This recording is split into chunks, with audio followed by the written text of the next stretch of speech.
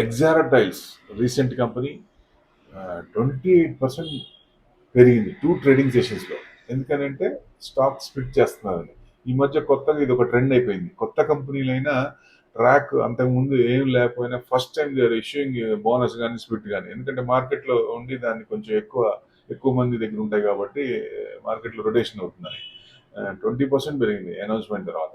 Board meeting పెట్టుకున్నారు అంటే October 14న వాళ్ళు మళ్ళీ డేట్ డిక్లేర్ చేస్తారు. స్ప్లిట్ అని ఎంత ఏమిటి అనేది అది డిసైడ్ చేస్తారు. ఇప్పటిదాకా అయితే బోనస్ లేదు, స్ప్లిట్ లేదు. ఫస్ట్ టైం ఫేస్ వాల్యూ కూడా ₹10 ఉంది.